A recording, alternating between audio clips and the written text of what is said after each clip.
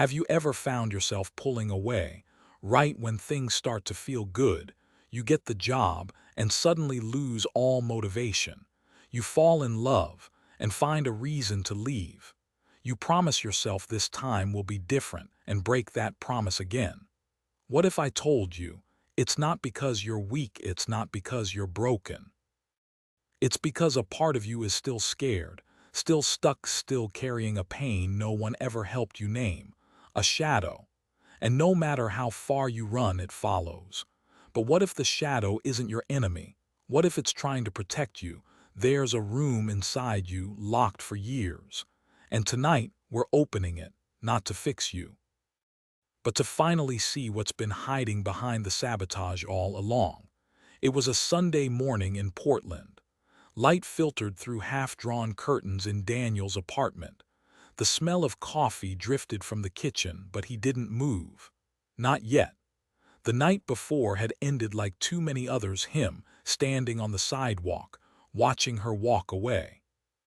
No fight, no goodbye, just a wall rising where a connection had started to form.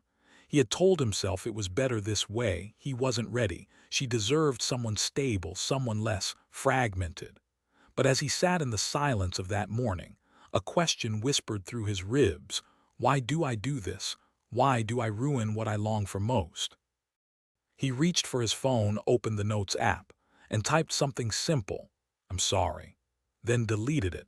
This wasn't the first time Daniel had been here. He'd built things, only to knock them down: careers, friendships, even his dream to open a studio downtown.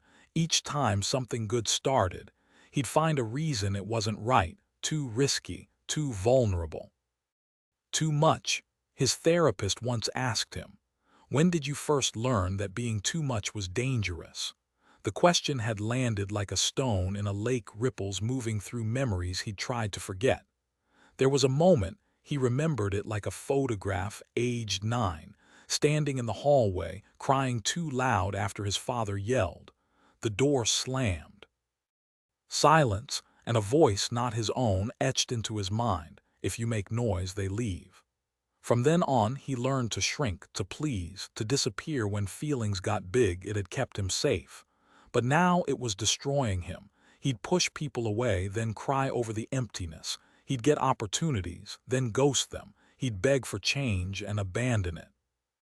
And always the same shame returned. What's wrong with me? But what if nothing was wrong? What if this pattern wasn't a flaw but a signal? What if the part of him that sabotaged wasn't trying to hurt him? What if it was trying to protect the child still hiding in the hallway from getting hurt again? That morning, as Daniel sat alone looking out at the gray Oregon sky, he whispered something he hadn't said in years. I'm tired of running. And in the quiet that followed, for the first time, something inside him whispered back, then stop.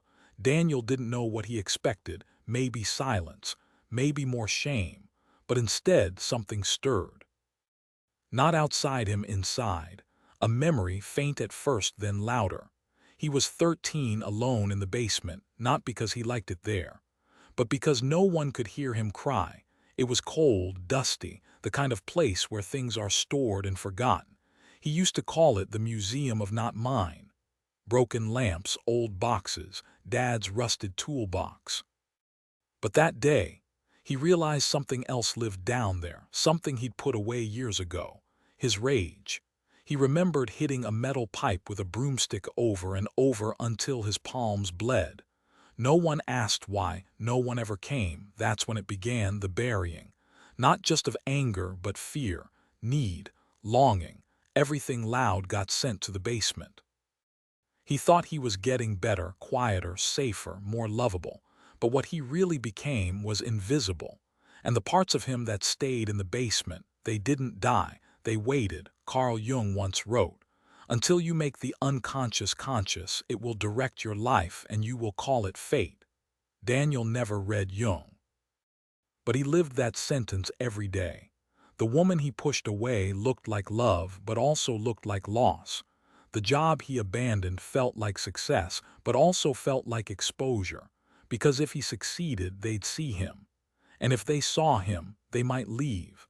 The shadow doesn't scream, it whispers, it sabotages softly, by making the familiar feel safer than the free. And that whisper, it sounds a lot like your own voice. You're lazy, you're not ready, you're too intense, you don't deserve this. But what if none of that was true? What if those weren't judgments, but echoes of an old pact made by a boy in a basement and trying to survive? Daniel sat up, looked around his apartment like he was seeing it for the first time. His whole life had been rearranged to avoid the basement. Don't feel too much. Don't get too close. Don't risk being seen. But avoiding the basement doesn't mean it disappears. It just means the shadow starts writing your story for you. And Daniel, he was ready to take the pen back. So he opened a notebook and turned to a blank page and wrote 4 words. Dear Fear, I'm listening. Dear Fear, I don't know what I'm doing. But I know you've been here longer than anyone else. You show up before love does, before joy, before I even get a chance to hope. I used to hate you, but now I think I just don't understand you. Daniel paused. The ink smudged where his hand trembled. He had never done this before, written to a feeling. It felt ridiculous, but also oddly familiar, like knocking on a door he used to dream about but never dared to open. He took a breath and kept going. Dear Rage, I always thought you were dangerous.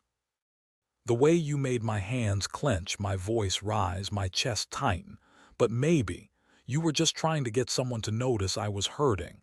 I locked you away because I thought good people don't get angry. Now I wonder if maybe good people are just honest. And honesty is messy. Dear Shame, you speak in whispers I can't unhear. You're too much.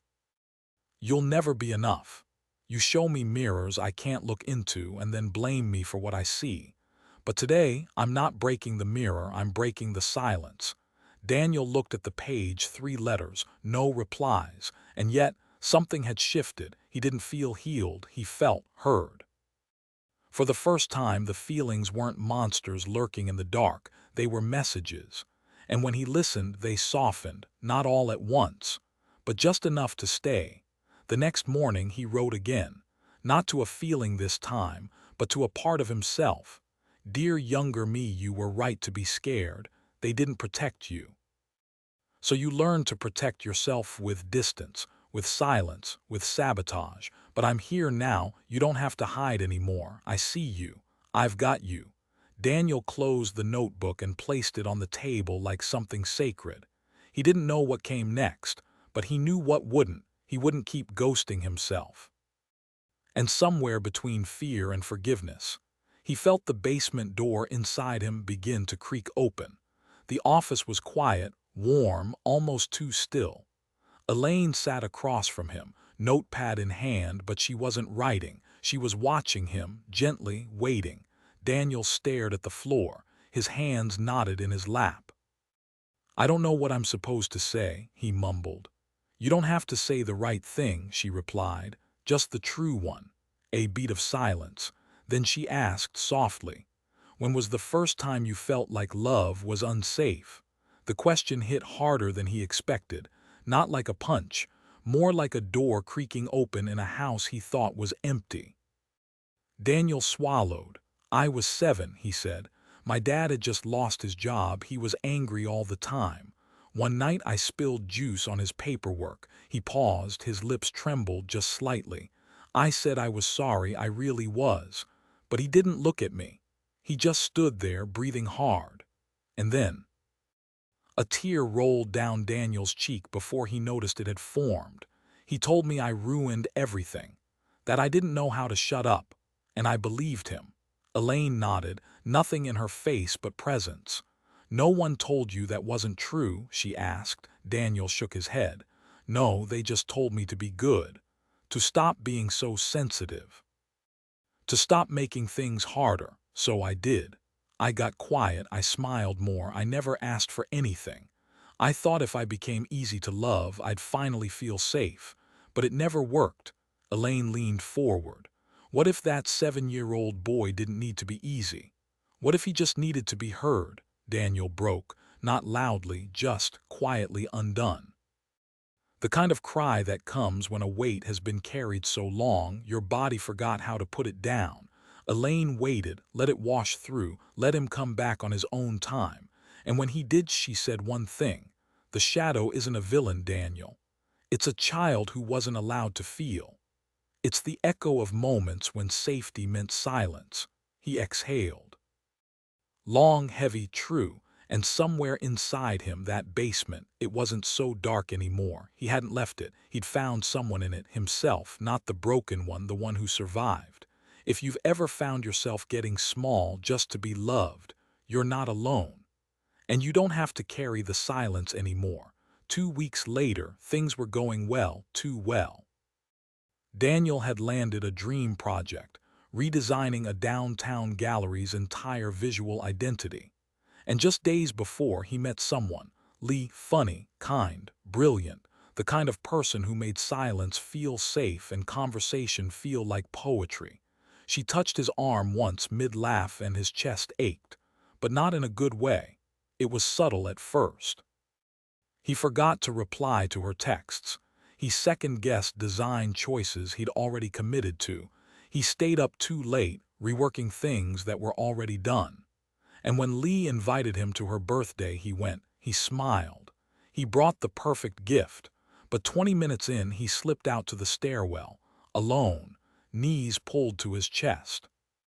Heartbeat in his ears. He wasn't sad, he wasn't angry, he was terrified, terrified that this might actually work, terrified that this time there might be nothing to fix, nothing to run from except himself.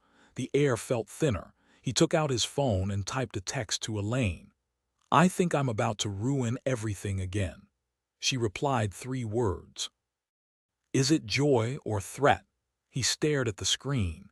The question wasn't rhetorical, it was precise, surgical, because for Daniel, joy had always been the most dangerous thing. Joy made you visible, visible meant vulnerable, and vulnerability felt like standing in front of his father again, saying sorry for something he didn't understand. Only to be told he ruined everything. So the shadow stepped in, not as punishment, as protection. It told him to be careful, to pull back, to doubt. And he listened. But now in that stairwell, holding a paper bag and a cracked smile, he saw the pattern. Success wasn't the threat. Love wasn't the threat. Visibility wasn't the threat. The threat was what those things stirred in his nervous system. The echo, and he whispered out loud, "I'm not in danger." His body didn't believe it yet, but his mind was learning. He walked back into the party, found Lee talking to friends. She smiled when she saw him. And this time he stayed. It started during a guided meditation. Elaine's voice was soft, steady, like breath on still water. "Picture a hallway," she said. "There's a door at the end." Daniel closed his eyes. There it was, a narrow corridor, wooden floor, light flickering from an old fixture overhead. He walked slowly. The door came into view, rusty, faded red, no handle, just a keyhole. He reached into his pocket and found a key. It was warm, familiar. He hesitated. Every instinct screamed not to open it. But this time, he didn't listen to fear. He listened to the part that had written letters, that had wept in stairwells, that had stayed at the party. And he turned the key. The door creaked open. Inside was a room he hadn't visited in decades. Not a basement this time, a courtroom. But there were no people, just him, and a chair in the center facing a mirror. He sat. The mirror didn't reflect his body, it showed his failures. Every time he gave up, every time he lashed out, every time he left before he could be left. The images played like film, grainy, brutal. And then, the voice. "You always mess it up." Daniel froze. He knew that voice. It wasn't his father, it wasn't a bully, it was him, older, colder, disappointed, the inner judge. "You think writing letters fixes you," the voice scoffed. "You think love can save you. You're still weak, still needy, still too much." Daniel felt his throat close, tears pressed behind his eyes. But this time he didn't run. He looked into the mirror and whispered, "I'm still here." The voice faltered. Daniel stood. "I've carried your judgment like armor. But it's made of mirrors and I'm tired of cutting myself just to feel protected. The room shifted, the lights dimmed, the mirror cracked not from violence but release. The judge vanished. Not defeated, revealed, because underneath that voice was a younger version of him, the same boy who got blamed for spilling juice, who believed love was something you had to earn by disappearing. And now Daniel knelt beside him. "I'm not mad at you," he said. "You were just trying to keep me safe." The boy didn't speak. He just reached out. And for the first time Daniel held him, not to fix him, not to change him, but to say, "We made it." The room dissolved into light, and Daniel opened his eyes not as a man haunted by his shadow, but as one who had finally sat with it and seen it for what it truly was, a frightened protector ready to rest.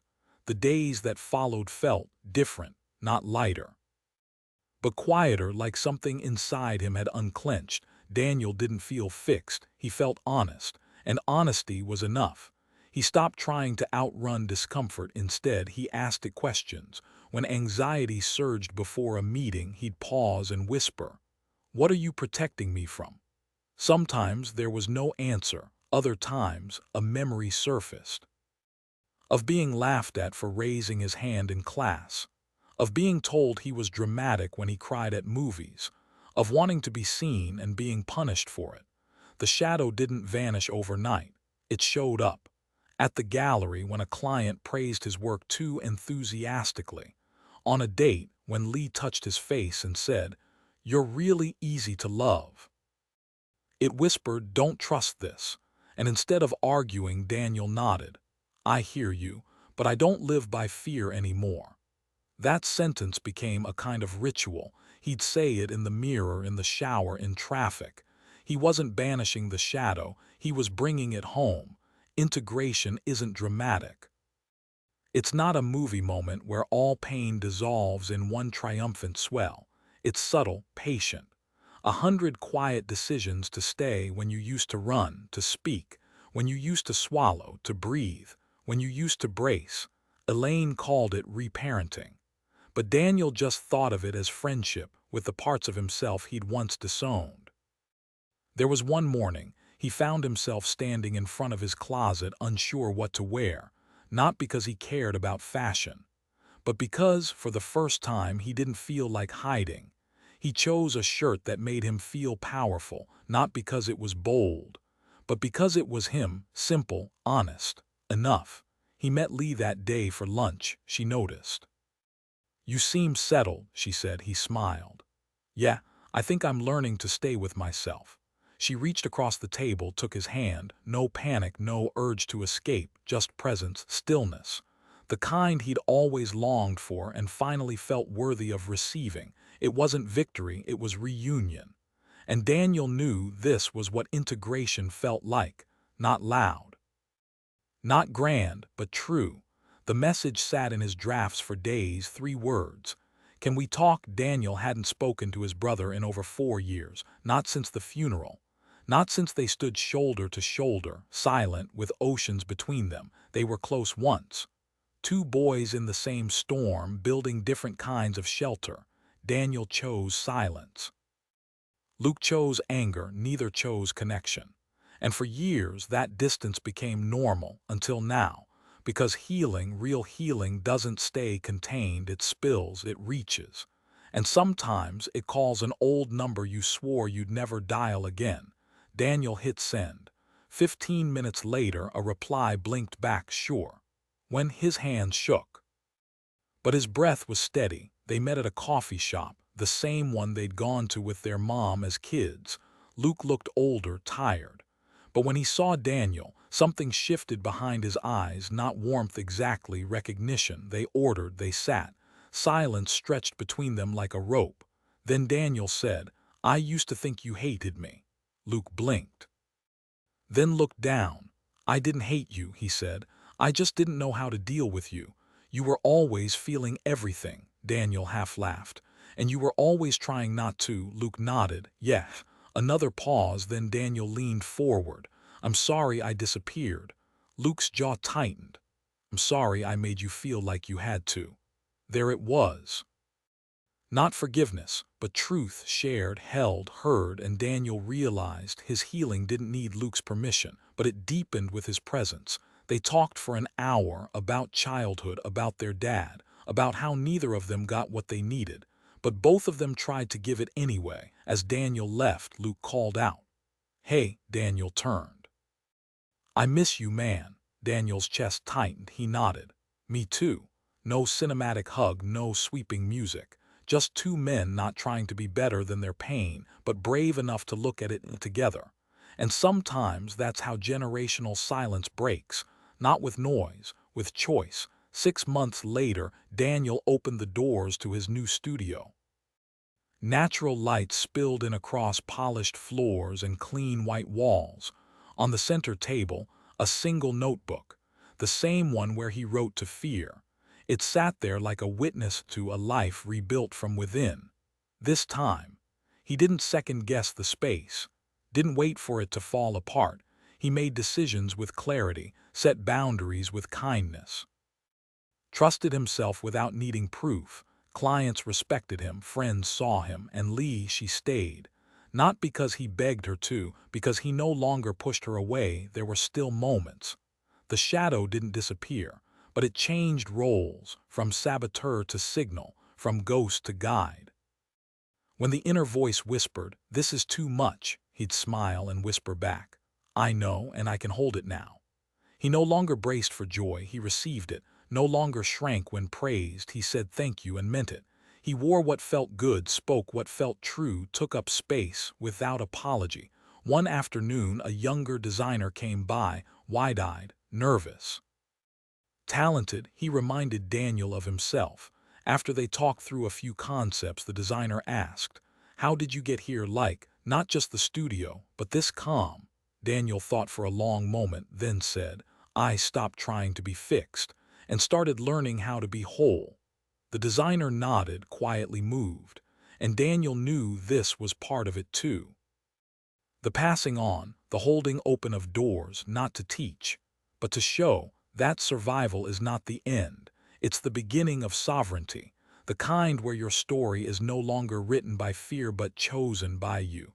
He turned back to his work, the sun dipping just low enough to cast shadows across the room. But this time, he didn't flinch, he smiled. Because even the shadow belonged. There's something no one tells you about healing. It doesn't always feel like light. Sometimes it feels like shadow, not the kind that chases you, the kind you finally turn toward. Daniel didn't wake up one day transformed. He simply stopped abandoning himself, over and over again, in small, quiet choices. In saying no without guilt, in saying yes without fear. He learned to recognize the saboteur not as a monster, but as a messenger. It had never wanted to ruin his life. It wanted to protect the version of him who had been left behind. And when he stopped fighting it, it stopped fighting him. That's the paradox. Self-sabotage isn't self-hatred. It's self-loyalty to an outdated belief. And when you update the belief, you update the behavior. Daniel still had moments, we all do. But now, when fear whispered, "Don't trust this," he smiled and said, "Thank you, I've got it from here." Because healing doesn't mean silence, it means conversation, it means integration, and integration means nothing inside you has to be exiled to survive. Every part can come home, and maybe that's the whole point, not to become perfect, but to become whole, to sit with the shadow and say, "I see you. I know why you came. And you don't have to protect me like that anymore." If any part of this story sounded familiar, if a single sentence stirred something you've never spoken, let this be your sign. You are not broken. You are not too much. You are not alone. And the sabotage, it ends not with willpower, but with welcome. If this spoke to something inside you, leave a comment below. I'm ready to come home. Because healing doesn't begin with answers. It begins with being seen. And this is just the beginning.